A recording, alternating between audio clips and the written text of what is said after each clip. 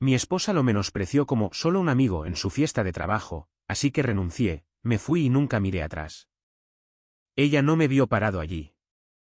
Esa es la única razón por la que sé que lo que vi era real. Si ella hubiera sabido que yo estaba mirando, habría quitado su mano de su pecho un segundo antes.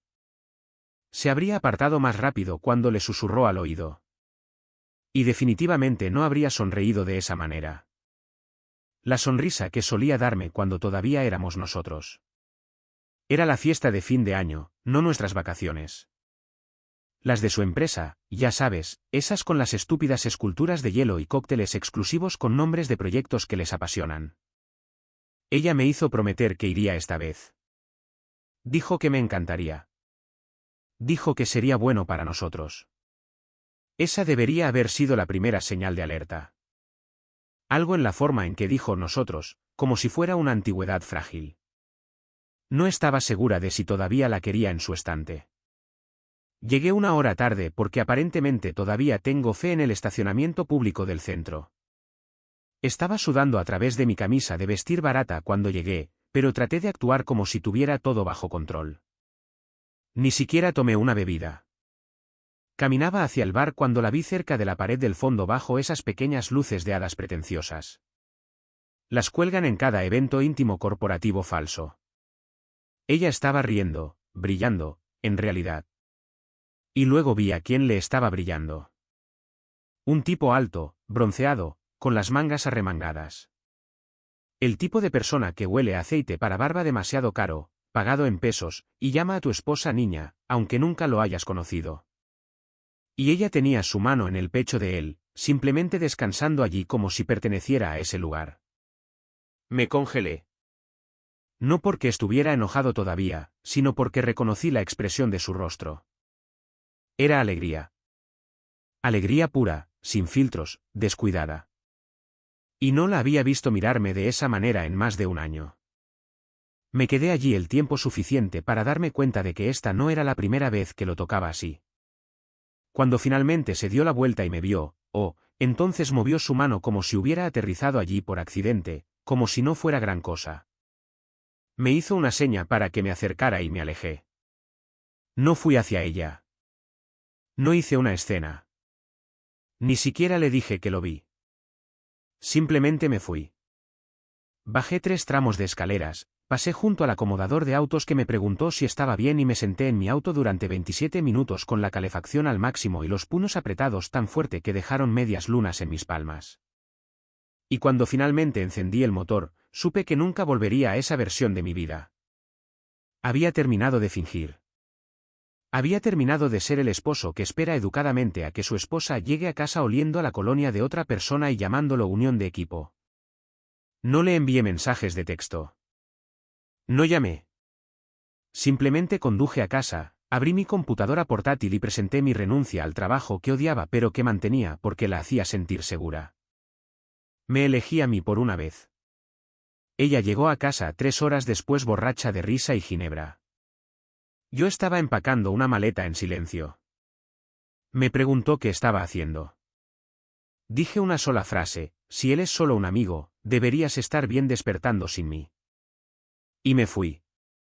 A la mañana siguiente, esperaba silencio, tal vez un mensaje de texto frío, tal vez nada en absoluto. Pero en cambio, me desperté con 15 llamadas perdidas y una serie de mensajes que comenzaron tranquilos y se volvieron progresivamente más frenéticos. Podemos hablar, se convirtió en esto no es justo. Y luego, ¿por qué estás haciendo esto? Seguido por el que finalmente me hizo reír con incredulidad: estás sacando esto de proporción. No respondí. Estaba sentado en un motel barato a 15 millas de la ciudad, bebiendo café amargo de un vaso de espuma de poliestireno, mirando la pintura descascarada de la pared y preguntándome cuánto tiempo me había estado mintiendo. ¿Sabes qué es una locura? Ni siquiera fue el toque. No fue el susurro o la risa o incluso la sonrisa de suficiencia que ese tipo me dio cuando finalmente notó que estaba mirando. Fue la facilidad. La facilidad con la que ella lo hizo todo, como si lo hubiera hecho antes. Como si no tuviera miedo de ser atrapada porque no había nada que atrapar, porque en su mente ya era normal. Alrededor del mediodía, ella apareció en la casa de mi hermana. Ahí es donde asumió que iría, pero yo no estaba allí. Vi a través de la cámara Rin cómo estaba parada en la puerta, fingiendo estar tranquila, fingiendo no temblar. Le dijo a mi hermana que solo necesitaba aclarar un malentendido. Mi hermana, Dios la bendiga, le dijo que yo no quería ser encontrado a menos que yo mismo tomara esa decisión. Lorna forzó una sonrisa, le agradeció cortésmente y se alejó con los puños apretados. Esa noche, finalmente contesté su llamada.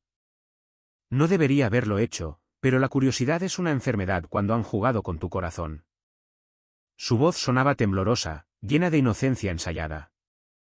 Dijo que no sabía lo que yo creía haber visto, pero que no era lo que parecía. Clásico. Le pregunté cuánto tiempo ella y Niles habían sido solo amigos. Suspiró, dijo que yo estaba siendo inseguro, que siempre estaba sacando conclusiones precipitadas, que necesitaba terapia. Estuve a punto de colgar, pero luego su voz se quebró, solo un poco, casi imperceptible. Me preguntó dónde estaba, me rogó que volviera a casa y habláramos en persona, dijo que necesitábamos arreglar esto, que haría cualquier cosa para arreglar esto. Ahí fue cuando me di cuenta. Si no había pasado nada, si ella realmente creía que yo solo estaba siendo irracional. ¿Por qué tenía miedo? La culpa tiene un tono, y la escuché escondiéndose debajo de sus palabras. Así que le di una oportunidad. Le dije que volvería con una condición. Honestidad total. Quería cada mensaje, cada registro de llamadas, cada foto, todo entre ella y Niles expuesto frente a mí. Sin mentiras, sin filtros. Ella dudó, dijo que se sentía invasivo, dijo que no quería sentar ese tipo de precedente en nuestro matrimonio. Le dije, no quedará ningún matrimonio si no lo haces. Ella colgó.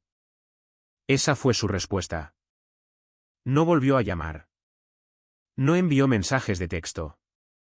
Silencio de radio. 2 días después, recibí un mensaje de un número que no reconocí.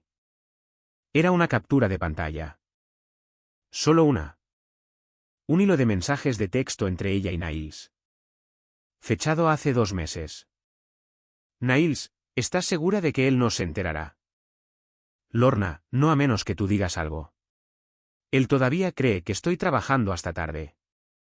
Sin explicación, sin nombre del remitente, nada. Me quedé mirando esa pantalla hasta que mi mano se entumeció.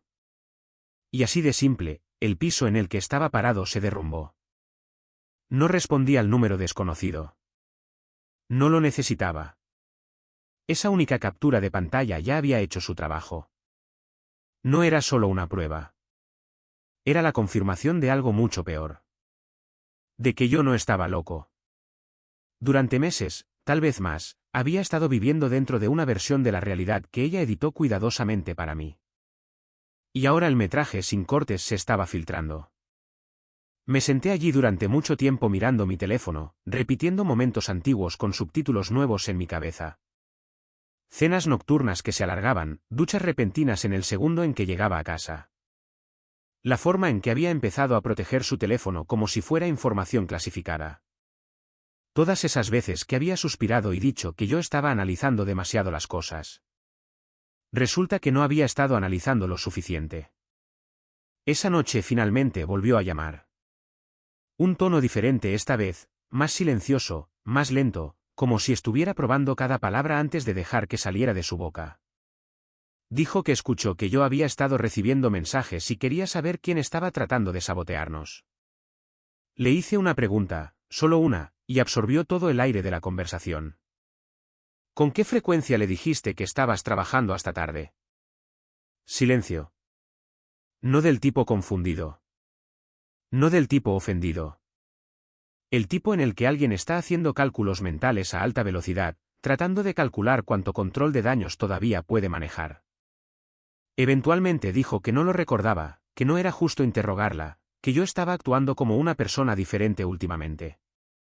Esa parte dolió porque tenía razón. Yo era diferente. Finalmente estaba despierto. Le pregunté si alguna vez lo había traído a nuestra casa. Se rió nerviosamente y dijo, por supuesto que no, un segundo demasiado rápido. Luego cambió de tema y empezó a llorar. Llanto real esta vez. Dijo que se sentía abandonada. Dijo que me fui en lugar de luchar por nosotros. Dijo que mi renuncia al trabajo fue imprudente y egoísta y demostró que no estaba pensando con claridad. Casi me disculpo. Así de entrenado estaba. Pero luego recordé el mensaje de texto. Él todavía cree que estoy trabajando hasta tarde. Le dije que necesitaba espacio. Espacio real. No del tipo en el que uno de nosotros duerme en el sofá y finge que es temporal. Colgué antes de que pudiera hundir el cuchillo más profundamente. Al día siguiente, volví al apartamento mientras ella estaba en el trabajo, no para reconciliarme, sino para recuperar el resto de mis cosas. Me moví silenciosamente como un invitado que se quedó más tiempo del debido. Y ahí fue cuando lo encontré. No un teléfono escondido, no lencería, algo peor. Una pequeña bolsa de regalo metida detrás de los abrigos de invierno en el armario del pasillo. Adentro había una taza, de cerámica negra, letras doradas, una S. En el fondo, escritas con marcador, estaban las palabras, por sobrevivir a las noches de trabajo juntos.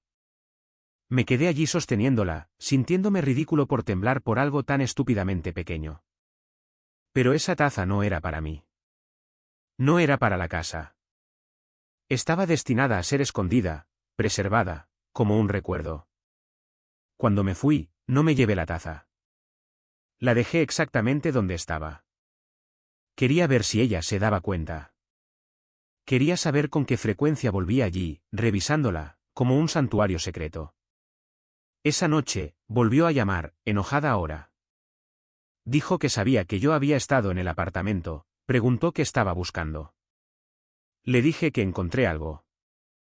Preguntó qué. No dije nada y esperé. Su respiración cambió. Esa fue toda la confirmación que necesitaba. Empezó a explicar sin que yo le preguntara. Dijo que no significaba nada. Dijo que los regalos no equivalían a engañar. Dijo que las conexiones emocionales no eran físicas.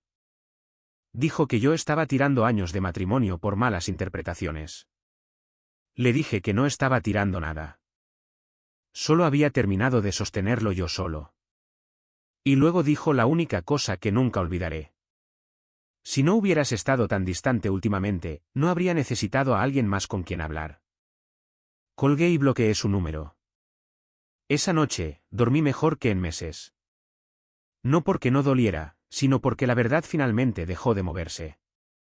Y a la mañana siguiente, recibí otro mensaje de ese mismo número desconocido. Este no era una captura de pantalla. Era una dirección y un mensaje debajo. Mereces saberlo todo. Si quieres la historia completa, encuéntrame aquí mañana. Me quedé mirando la pantalla, con el corazón latiendo con fuerza, sabiendo que lo que fuera que me esperara allí, iba a cambiar todo de nuevo. Y por primera vez desde que me fui, no tenía miedo. Estaba listo. La dirección estaba en un vecindario del que nunca había oído hablar. Calle Elitch en el lado oeste, escondida detrás de una fila de dúplex viejos y una lavandería que parecía no haber estado abierta desde los años 90. La miré en el mapa durante lo que pareció una hora. Debo haberme acercado 20 veces, esperando alguna pista que hiciera la decisión más fácil. Ni siquiera sabía quién había enviado el mensaje. Sin nombre, sin contexto, solo mereces saberlo todo. Llegué 20 minutos temprano. Estacioné a 2 casas de distancia y me senté allí en mi auto, con el motor apagado, mirando la puerta principal como si estuviera en una vigilancia. Era un alquiler sencillo de 2 pisos, beige con ribetes verdes, una luz de porche, sin autos en la entrada. Las ventanas estaban cerradas, las cortinas corridas. Casi me voy.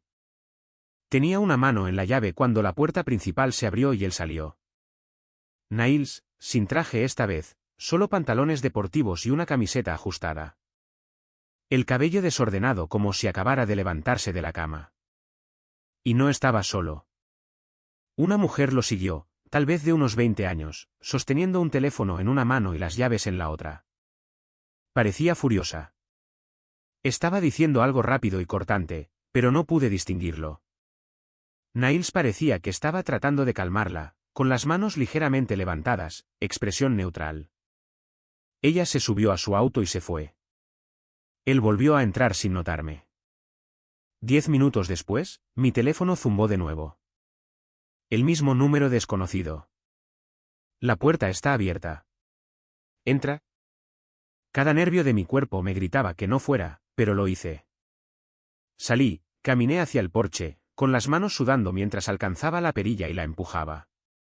La casa estaba en silencio. Demasiado en silencio, tenue con esa extraña quietud que solo existe en los lugares donde la gente vive pero no ama. Di 2 pasos adentro y escuché una voz desde la cocina. «¿Eres Calvin?» Doblé la esquina y la vi, la misma mujer de la entrada. No se había ido. Estaba sentada en la mesa de la cocina, con una pierna metida debajo de la otra, una computadora portátil abierta frente a ella. Sus ojos estaban cansados, con los bordes rojos, pero enfocados. «Cierra la puerta», dijo. «No quiero que nos escuche». Hice lo que me pidió. Me senté frente a ella como si hubiera entrado en una sesión de terapia para la que no me inscribí. «Soy Mayerie», dijo. «Fui la novia de Niles hasta hace 2 horas». Mi boca se secó. Ella no esperó a que yo la alcanzara. «Yo soy la que te envió los mensajes de texto», dijo. «Encontré tu número en su registro de llamadas».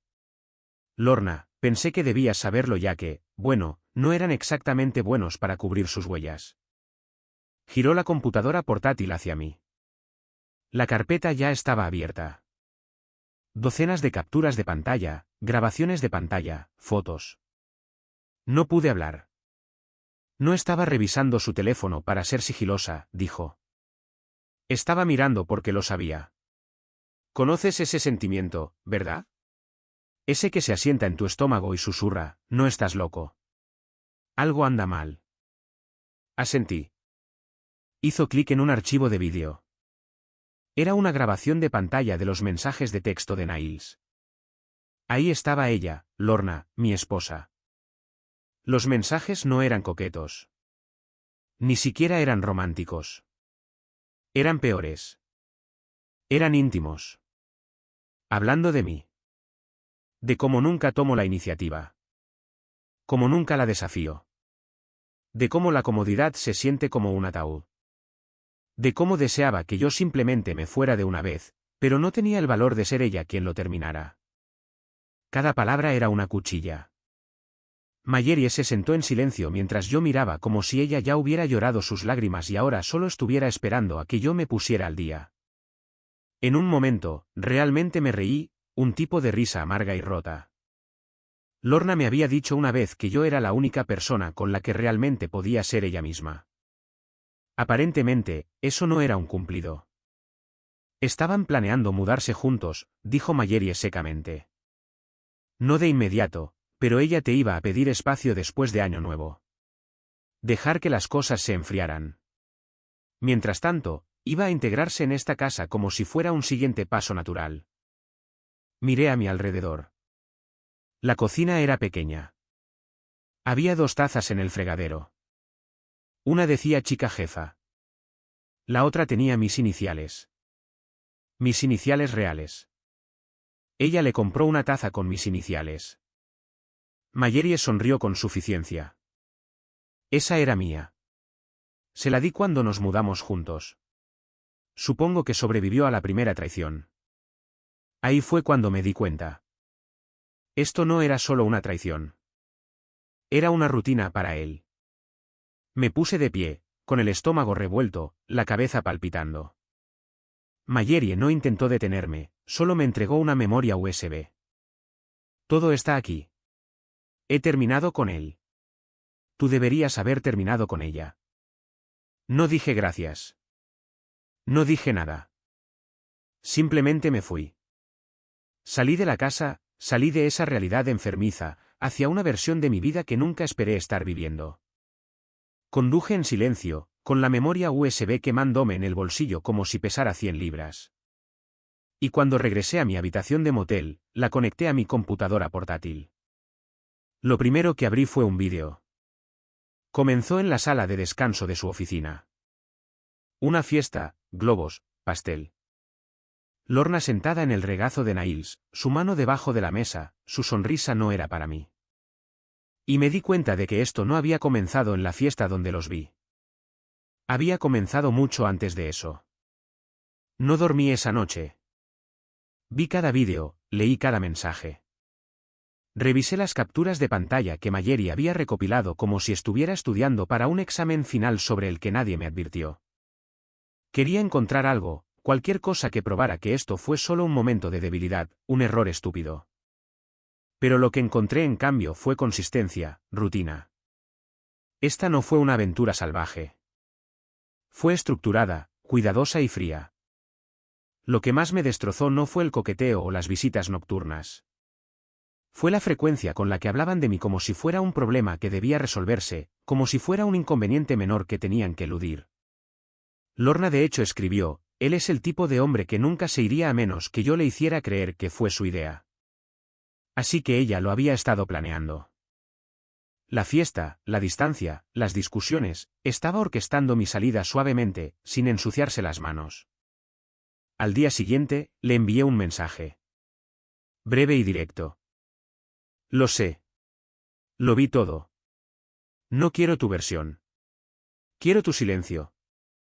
Pensé que ese sería el final. No lo fue. Apareció en mi motel esa noche. Me estaba cepillando los dientes cuando escuché el golpe. Miré por la mirilla y ahí estaba ella, con el cabello deshecho, una sudadera con capucha, sin maquillaje, simplemente parada allí con una bolsa de papel y esa extraña mezcla de culpa y desafío en su rostro. Abrí la puerta porque quería ver cómo le daría la vuelta, porque alguna parte de mí todavía quería que mintiera solo para poder dejar de esperar que finalmente fuera honesta. Extendió la bolsa. Adentro estaba mi reloj, unos cargadores y una nota. No dijo nada de inmediato, solo entró a la habitación y se sentó en el borde de la cama como si todavía perteneciera allí. Me quedé junto a la puerta. Cometí errores, dijo finalmente. Pero tú tampoco eras inocente. No respondí. Levantó la vista, con los ojos húmedos. Dejaste de estar presente hace mucho tiempo. Siempre estabas cansado, siempre distraído. Me sentía sola en nuestro matrimonio. Así que lo arreglaste metiéndote en la cama de otra persona. Pregunté, con la voz temblorosa. No fue así. Saqué la memoria USB y la sostuve en alto. Entonces, ¿cómo fue? Su rostro se quedó en blanco. No preguntó qué había en ella. Ya lo sabía. Ese silencio dijo más de lo que cualquier disculpa podría decir. Nunca debiste ver eso, susurró. Y por primera vez, sonreí. No por alegría, sino por claridad. Exactamente, dije. Porque nunca planeaste decir la verdad. Solo querías que yo desapareciera en silencio. Parecía que estaba a punto de llorar, pero ya no me importaba. El hechizo se había roto. La mujer sentada frente a mí no era la mujer con la que me casé. O tal vez siempre lo fue, y pasé demasiado tiempo dándole el beneficio de la duda. Se puso de pie para irse, pero antes de llegar a la puerta, se dio la vuelta. Niles no significaba nada, dijo suavemente. Pero hay algo más que necesito decirte. Algo peor. No respondí. Solo esperé. Dudó, tomó aire. ¿Recuerdas esa conferencia a la que fui la primavera pasada en Chicago? Asentí lentamente. Parpadeó con fuerza como si la verdad fuera físicamente dolorosa de liberar. Nunca fui. Mi estómago cayó y ella salió. Me quedé allí congelado por un tiempo, con la puerta todavía ligeramente abierta, sus palabras haciendo eco como una alarma de incendio en una iglesia vacía. Nunca fui. La conferencia de Chicago fue hace 5 meses. Lo recordaba claramente porque la había llevado al aeropuerto a las 6 de la mañana, medio dormido, cargando su maleta de ruedas demasiado llena por las escaleras. Me besó 2 veces antes de salir del auto. Me dijo que me extrañaría. Incluso recuerdo que me envió un mensaje de texto más tarde esa noche con una foto de la vista de su habitación de hotel, el lago Michigan a lo lejos, el horizonte brillando. Pero ahora me estaba diciendo que nunca sucedió. Aún no sabía qué significaba eso. No sabía dónde fue realmente o con quién estaba. Pero sabía que esa foto tenía que ser falsa o antigua o de otra persona. Y sabía que había estado viviendo en un matrimonio construido sobre fotografías montadas y mentiras cuidadosamente escritas. Esa noche, abrí un disco duro antiguo donde habíamos guardado nuestras fotos compartidas, cumpleaños, viajes por carretera, aniversarios. Revisé docenas de álbumes. Pero un detalle seguía regresando. La foto del hotel que envió desde Chicago era casi idéntica a una que tomamos juntos hace 2 años en un viaje para visitar a su primo. Mismo ángulo, mismo horizonte, pero en su versión, los colores estaban ligeramente ajustados, el encuadre más cerrado. Me recortó. Comparé los metadatos, el mismo nombre de archivo, la misma marca de tiempo. Me envió una foto antigua para venderme una mentira nueva. No podía respirar. Esto no era solo engañar. Esto era manipulación, en capas, premeditada.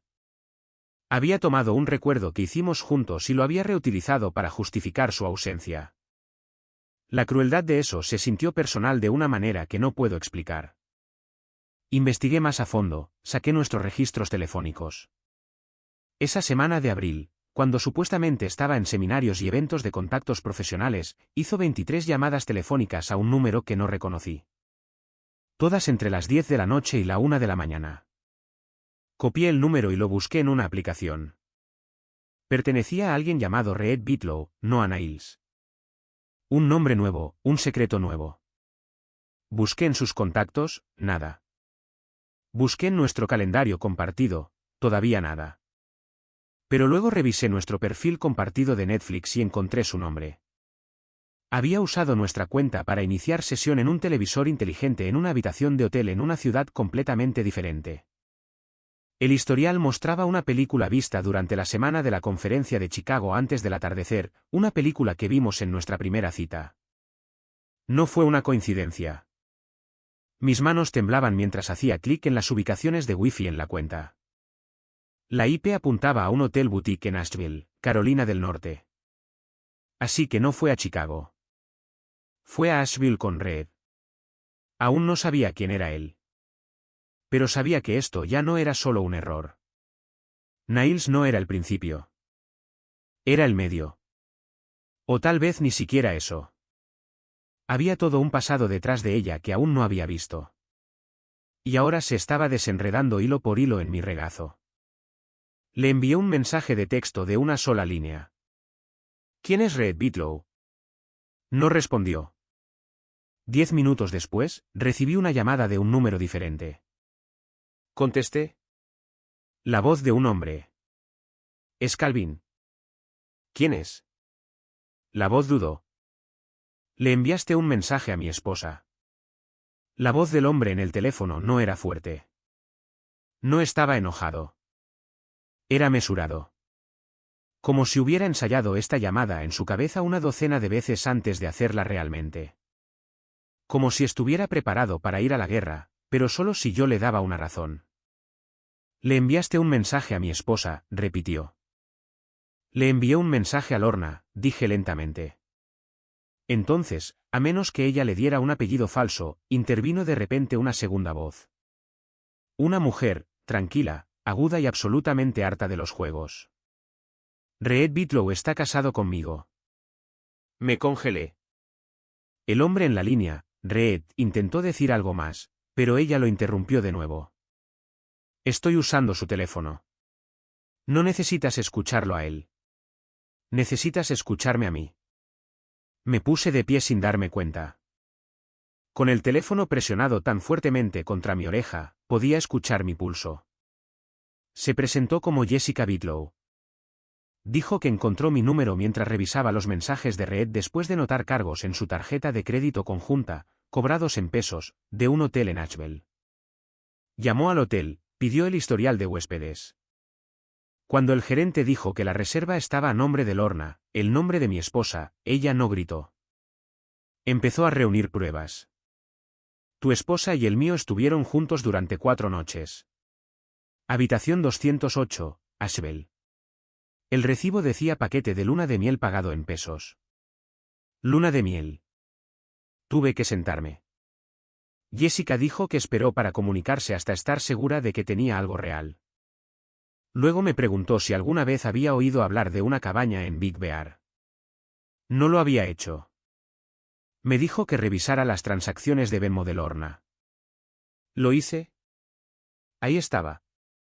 Enterrado entre un cargo por peluquería de mascotas y un regalo de cumpleaños para su sobrina, un pago en pesos a alguien llamada Marta con una nota, cabaña con dulces y mono malvado. Le había preguntado por ese viaje. Me dijo que era una escapada de chicas con su amiga Kila, incluso me mostró fotos. Pero ahora me daba cuenta de que todas eran selfies. No había nadie más en ellas. Jessica había rastreado a Marta a través del pago. No era una amiga. Era la anfitriona de una cabaña de alquiler privada que atendía retiros románticos. Lorna había estado con Reed de nuevo. Pero aquí es donde se puso peor. Jessica dijo que todo esto había estado sucediendo durante más de un año. Que Lorna y Reed se conocieron en una conferencia regional de marketing, se mantuvieron en contacto y se habían estado reuniendo en diferentes ciudades cada pocos meses mientras les decían a sus cónyuges que estaban en viajes de desarrollo profesional. Así que, mientras yo pensaba que mi esposa estaba por ahí superándose a sí misma, murmuré, solo estaba por ahí repitiéndose a sí misma. Jessica exhaló. Mira, no llamé para hacerte sentir peor. Llamé porque creo que podemos ayudarnos mutuamente. Aún no sabía qué significaba eso, pero la forma en que lo dijo me dio escalofríos. Lo voy a dejar, continuó. Mañana. Ya hablé con un abogado. Pero si quieres hacer esto bien, si quieres devolver el golpe sin mover un dedo, entonces tengo una idea. No respondí. Ella esperó. Tengo acceso a correos electrónicos, ubicaciones, calendarios antiguos, todo. Dijiste que ya te fuiste. Eso es bueno. Eso es fuerte. Pero créeme, no quieres simplemente alejarte de esto. Quieres quemar el mapa detrás de ti. No dije que sí. No dije que no. Pero a la mañana siguiente, me reuní con Jessica en persona, y lo que me entregó aseguraría que Lorna nunca lo viera venir. El plan de Jessica era brutal en su precisión. Sin gritos, sin escenas, solo una exposición limpia y controlada. Ella había impreso todo, correos electrónicos, fotos, recibos de viaje, incluso una entrada firmada en el libro de visitas de la cabaña en Big Bear, donde Lorna había garabateado un corazón junto a sus iniciales falsas y las de Reed. Jessica quería una confrontación final. En nuestros términos, no en los de ellos. Yo no quería venganza. Quería claridad, cierre y solo un poco de dignidad después de ser arrastrado a través de tantas capas de engaño que honestamente ni siquiera reconocía en quién me había convertido en ese matrimonio. Estaba cansado de ser el confundido, el que se disculpaba, el tipo que empacaba maletas en silencio mientras la persona que lo traicionó todavía tomaba las decisiones. Elegimos un espacio neutral. La oficina del abogado de Jessica. Sencillo, estéril, silencioso. Lorna llegó primero. Parecía cansada pero confiada, probablemente pensando que estábamos allí para mediar o hablar sobre los próximos pasos. Se sentó frente a mí y sonrió como si esto fuera una actuación que ya había ensayado. Entonces Jessica entró, dejó caer la carpeta sobre la mesa y dijo, él lo sabe todo. Lorna parpadeó una, dos veces, luego alcanzó la carpeta como si pudiera morderla. La abrió y palideció. Sin palabras, solo esa mirada como si el suelo hubiera desaparecido debajo de su silla. No me regodeé. Ni siquiera la miré. Dejé que leyera. Luego me puse de pie y coloqué una pequeña caja de terciopelo sobre la mesa. Su anillo de bodas, el que dejó en el cajón del baño cuando pensó que yo no me daría cuenta. Ya no estoy enojado, dije, finalmente encontrándome con sus ojos. Simplemente he terminado. Abrió la boca como si quisiera explicar, pero no salió ningún sonido. Jessica dio un paso adelante y le entregó un segundo sobre. Este de su propio abogado. Lorna lo miró como si fuera radiactivo. Te aconsejo que no ignores este, dijo Jessica. Ya no es solo una ruptura. Y luego nos fuimos. Han pasado 4 meses desde ese día. Mi divorcio se finalizó en silencio, sin drama, Porque Lorna sabía que no debía alargarlo después de que todo salió a la luz. El trabajo de Reed desapareció. Sus reputaciones en sus industrias quedaron incineradas. Pero no por mí, solo por la verdad. El tipo de verdad que no necesita gritar para hacer eco. En cuanto a mí, me mudé de ciudad, comencé de nuevo. Lancé un pequeño negocio de consultoría logística. Nada llamativo, pero es mío. Alquilo un pequeño lugar cerca del agua. Nada lujoso, solo pacífico. Y hace 2 semanas, conocí a alguien. No de una manera dramática. No como un consuelo, solo una persona real con ojos amables y palabras honestas. Lo estamos tomando con calma. Y me río de nuevo. No del tipo educado que solía fingir cuando las cosas se sentían mal. Risas reales.